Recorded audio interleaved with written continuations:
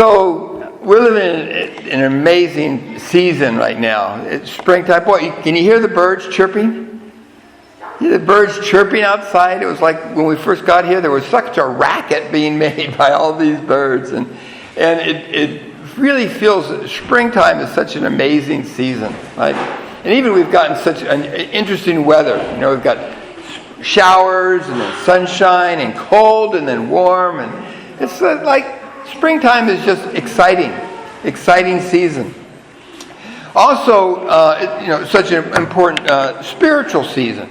Of course, last week we celebrated Easter and Holy Week and many of our own church holy days and Passover. And right now we're in the month of Ramadan for the Muslim tradition. And last Friday, Eleanor and I had the chance to participate in an Interfaith Iftar. The Iftar is the breaking of the fast that they do each day. So they fast from sunrise to sunset.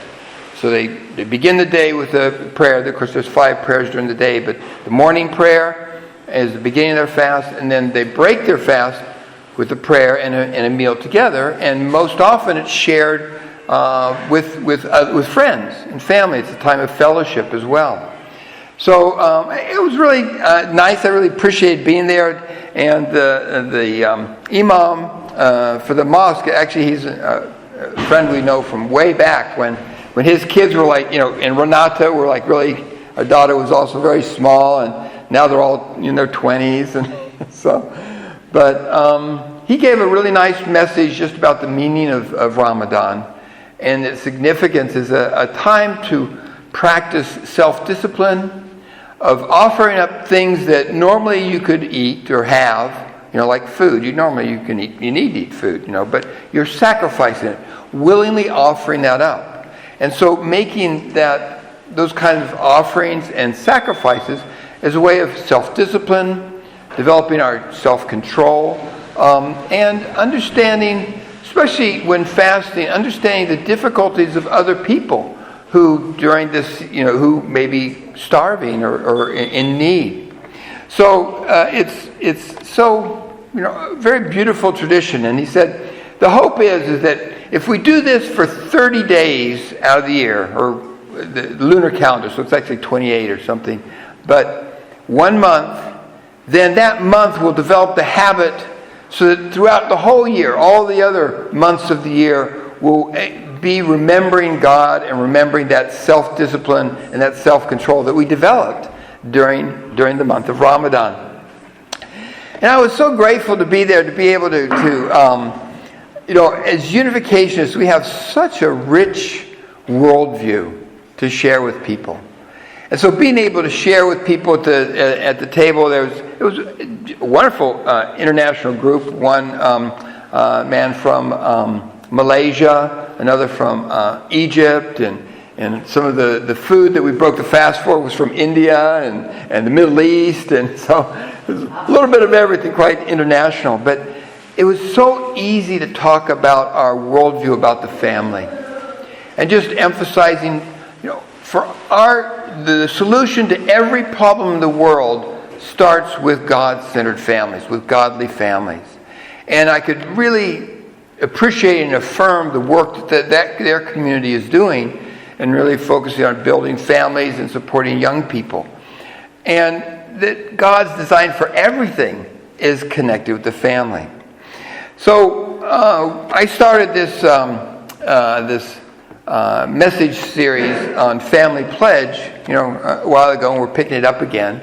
This is actually the second part of Family Pledge number 2. But just kind of to catch us up, just reminding me, this is from Father Moon, his words from the Pyeonghwa Gyeong, the Peace Messages, on talking about the value and the significance of Family Pledge.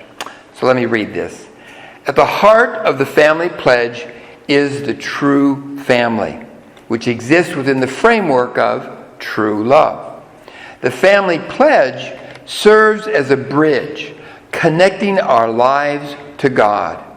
To recite it is like an explosion of true love that completely captivates God. I really love that quote. I love the idea of captivating God. What do you think? If I look at my prayer life, I think, well, how many times do my prayers captivate God? How many times do my prayers put God to sleep? How many times do my prayers put me to sleep? This is why I usually do my praying standing up. But looking at our lives of faith and the lives that we're living in, our reports and our communication sharing with God, to have a tool in our lives like Family Pledge, as it's the foundational cornerstone for our life of faith, for living a life of fulfillment and joy. So the purpose of life from the divine principle is joy. Joy through loving relationships. And we know the model for that, it starts in the family. So Family Pledge is really our guide, and as Fulton sometimes called the bone of our life of faith in our tradition. So just to do a quick review, Family Pledge, there's 8 pledges, 8 promises that we make, determinations and commitments. It has these core components that happen in everyone. We start with our family, the owner of Cheon Il Guk, pledges to, and then whatever we're pledging, finally by centering on true love. So family, that's the building block of everything. That's the foundation for the kingdom of heaven. That's the foundation for good society. But you notice it doesn't say their family or somebody else's family. I'm saying our family, us. And I'm not just saying me as an individual. I'm saying me as a family, and the larger collective that I am. And the second phrase is, as the owner of Cheon Il Guk. And Cheon Il Guk is the Korean or unificationist term for the heavenly kingdom. But as the owner means the people that are responsible. People that are claiming, being responsible. I can't say, oh, someone else has got to do it. Because actually, it's on me. And so, the owner, the one responsible, and then pledges, meaning we're pledging, we're committing, we're making our determination, because, a lot of these are promises that, I can't say that I've always fulfilled, but it's our determination and affirmation that where we want to be and who we want to be in life. But all this is wrapped up with the power to truly accomplish each of our pledges is by centering on true love. God's true love is at the core of any victory that we're ultimately going to have. And true love is God's fundamental nature. So, one way that we could rephrase this is just say, our family, as the ones responsible for heaven on earth, prayerfully promise and commit through the power and guidance of God's true love to fulfill each of these tasks. So this is what we're talking about when we're talking about Family Pledge.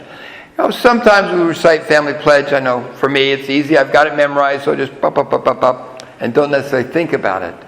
So I'm hoping by going through it step by step like this, we can feel more the richness of it and reflect on it as we're praying, as we're offering up Family Pledge. And I encourage you, if you haven't already, I encourage you to memorize it and make a habit of saying pledge every day. It could be in the morning, it could be at night. For me, it helps I start my day with Family Pledge to kind of set our sights on what we want and what's important.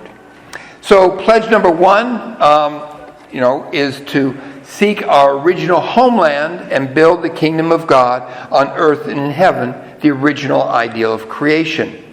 This is a starting place, building that original ideal of God and building it. Not waiting for it to come, but building it. So, right, since we're the owners, we're the ones responsible, it's about us building it. And then pledge number 2, it actually has 2 parts, so we split it into 2 different messages. The first part, which we covered last time, is to represent and become central to heaven and earth by attending the heavenly parent and true parents. So, to represent God and God's ideal, to attend, to be the representatives and the central people, the one that people are looking to. So we need to be the good examples. And we attend God. The way we get power, we can represent and become central to all this stuff by attending God. So, attending God means we want to live in the presence of God. Spend time with God. If we want to really attend God, we need to hang out with God, right? Spend time with God. Bring God with us wherever we go. Pay attention to God's working and God's perspective and God's desires in anything, and seeking to serve. Attendance is like the waiters in a restaurant. They attend you. They wait on you. And the Bible uses the verse a lot of times, let's wait upon the Lord. That doesn't mean let's sit around and wait for the Lord to do something. It means let's wait as in serving Lord, waiting on His needs and looking for what God is desire. So this is the first part.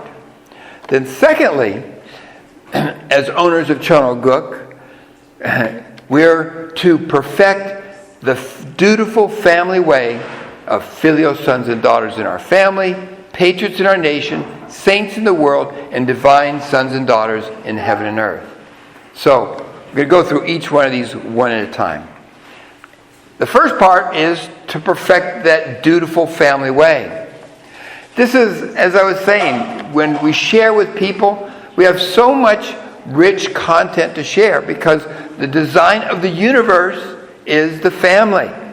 The family is that God's original design. So everything connects to that. So when we're talking about the dutiful family way, we're also talking about the way we're going to relate to people.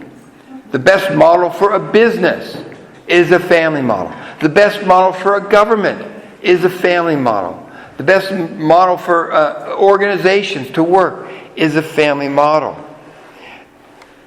Even in all of our relationships, the family is the school, we like to call it the school of love. The school about learning about relationships and ethics. Is where ethics first begin, is in the family. And so taking that, expanding that from just my own family to everyone. Right? We often talk about everyone as our brothers and sisters. But actually, if you think about the family picture, it's even richer than that. I have older that are like my aunts and uncles. Right? That's like oftentimes we'll call the younger we'll call the older auntie or uncle. And the youngers are like my nieces and nephews or children. And of course, my peers are brothers and sisters. So this family model applies to every aspect of our life. And then finally, in the family, the dutiful family way, dutiful means being responsible. It's about living not just for myself, but being part of a family. So in the family, it's important that we learn things like responsibility. And that we're contributing to something larger than ourselves. So each family member contributes to making the family a success. It's a teamwork. So that's why we give our kids chores, right? They have responsibilities so they can feel and know that they are contributors to something larger than themselves. They're doing something for something, more than just for myself. So living for that larger purpose, this is very fundamental in our unificationist worldview. Now, going back to the divine principle, our unificationist teachings, this little excerpt talking about God's design of the universe. Energy exists in order to form particles. So we're getting to physics here, right? Particles exist to form atoms. Atoms to form molecules. Molecules to form matter, and matter exists for the creation of all the individual entities in the universe. So everything is built on something smaller, and all smaller components contribute to something larger. You forgot Eve, Adam. We'll get there. So this is God's design, that we all contribute to something larger than ourselves. And actually, this is how we find fulfillment. That energy that's just hanging around but doesn't exist for creating energy particles, it's kind of, where's my meaning? Particles, they find meaning and value when they contribute to creating atoms. Atoms to molecules, to matter, and even to matter make the organs in our body. We've got a stomach, but the stomach by itself, it takes in food and all that, but why does it take in food? It takes in food so it can turn it into nutrition and energy. It can go through our whole body, contribute to something larger. So this is the model, the design. It's an amazing design that God made for the universe. Now, this model also applies to people, to us. So when we look at this pattern here, from God creates the individual. But each individual is part of a family. As individuals, we contribute to a higher purpose, which is first our family. We contribute to benefiting our family. Like I said, learning about chores and being part and contributing to the family. Families ideally also contribute to the larger tribe or neighborhood or your area. If you think about things like, I'm so grateful for our neighbors. We've got good neighbors that look out for each other. I don't know if you've ever had the experience, but we have one of these, electric garage door openers, and it's been not a few times where I've driven off and just left the garage door open, right? But fortunately, I have good neighbors, right? Thinking not just about look at that guy, he did that crazy thing. Oh well, I'm me and they're them. So if something bad happens to them, yeah, too bad. No, I have neighbors that care. So for something large, so they go out of their way, they come over, they'll shut my garage door for me or call me or whatever. So families are designed to contribute to something larger. So we contribute to our larger community, our friends and family and other families around us. Not just, families don't just live for themselves. If they do, they kind of get sick. But by contributing to something larger, there's more joy, there's more happiness, and fulfillment. And the community, the neighborhood contributes to a good society. The society contributes to making a good nation.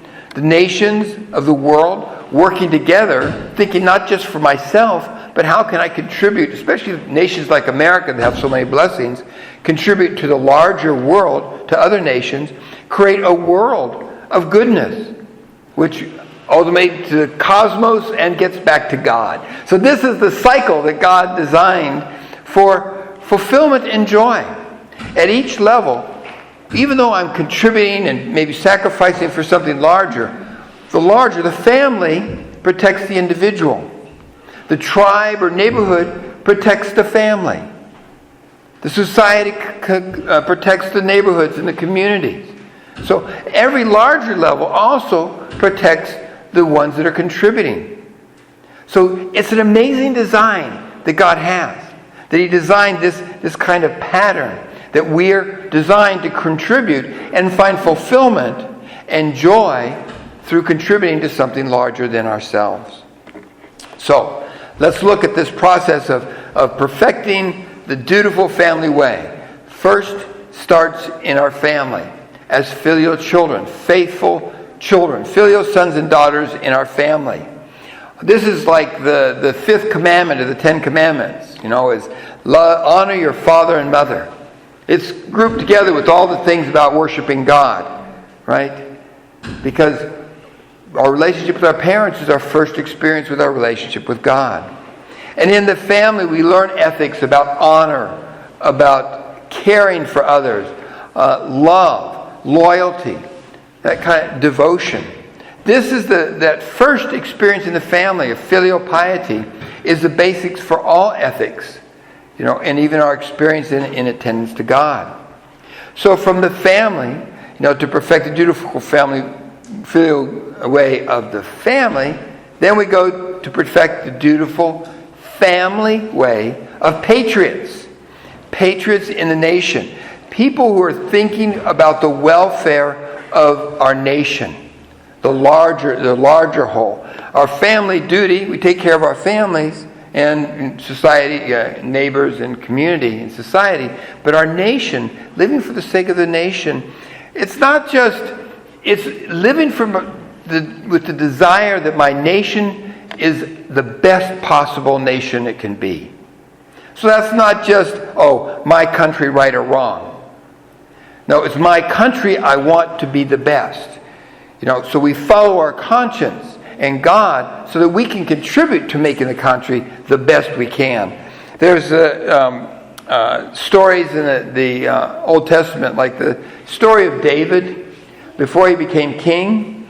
Actually, the previous king, King Saul, really had it in for David. Even though David really loved the king and he was loyal and faithful, the king kept trying to kill him. Over and over. You really read these stories, it's kind of harrowing how this king is just obsessed trying to kill David. But David remained faithful and loyal to his king. And eventually he became king. In Korea, there's a story about the Admiral Yi. He was a brilliant strategist, military general and admiral in the Navy. But he was really persecuted. People were jealous of him, and even the king, gave him a hard time and, locked him up, And yet, when the country was attacked, he volunteered, and he offered up and he basically saved the country, even though the king was, didn't like him and was out to kill him. But still, he lived for the sake of his country, for something larger. This is the vision that we have when we talk about being true patriots, having a dutiful family way of patriotism towards our nation. And then going beyond that, the nation, the dutiful family way of saints in the world. So this is where we move beyond just our national, but we start thinking about the world and all peoples. And included in this is one of the biggest challenges that Jesus gave to us was to love our enemies. Loving our enemies. This is where, when we see someone that's a saint, usually it's someone who's able to love their enemies. And we look at that kind of behavior. This is saintly behavior, someone who can digest and love that. If we think about Reverend Dr. Martin Luther King, or Mother Teresa, or Mahatma Gandhi, these figures that we really see as modern day saints are people who are able to love their enemy and even win their enemy over to become friends. This is God's design. This is the hope that God has for all of us, to become saints that transcend our nation and our race and even our religion, to see all people as God's children. And then next, to do the dutiful family way of divine sons and daughters of heaven and earth, for the cosmos. So this is where really we go beyond people, but to include the cosmos, the spiritual world, our ancestors, the all things of creation, truly loving everything, embracing everything. The spiritual world, the physical world, the material, space and time. So with all these things, you see each one is pointing to a stepping stone for larger and larger and larger contributions to the world. The main point I want to share here is that this is the pathway to happiness. This is the pathway to fulfillment. If we look in our lives, check myself, how much am I making a contribution to something larger than myself? How much am I making a difference in my family, in the people that are around me, in my workplace, in my neighborhood? And even more, how moving beyond that, living for the sake of the entire nation. I'm so grateful for all those who served in the military, sometimes even given their life for the sake of their nation. And even those that serve in government. I have lots of times complaints about politicians, but there's a lot of sacrifice involved in being a political public figure. And then saints in the world, our fundamental practice, how do we love our enemies and go beyond just our own nationality? And how am I making a difference? This is the way of happiness and fulfillment. This morning in morning devotion, Dr. Young brought up the issue about how do we understand good and evil. And one most simple way to recognize when goodness is involved with serving others. Goodness, anytime you're doing something that's benefiting others, simply put, in a very simplistic way, this is goodness. And especially, goodness always involves some kind of sacrifice. Giving something of myself. Going beyond myself. So goodness involves giving, serving for others, and it involves sacrifice. Much as we'd like to avoid a life of sacrifice, that's actually how we're going to find goodness and also happiness and fulfillment. And on the opposite side, to understand evil, evil is where I'm focused only on myself. I don't think about anyone else. I'm just thinking about only me. It's all for me. That never brings happiness. That never brings joy. Maybe it can bring comfort and some short-term pleasure, but it never brings fulfillment and happiness if I just focus on myself. And also, evil is sacrificing other people for my sake, right? So clearly, very simple understanding about good and evil. Good is living for something larger than myself and sacrificing for something larger. Evil is focusing only on myself and taking from others, sacrificing others for my own benefit.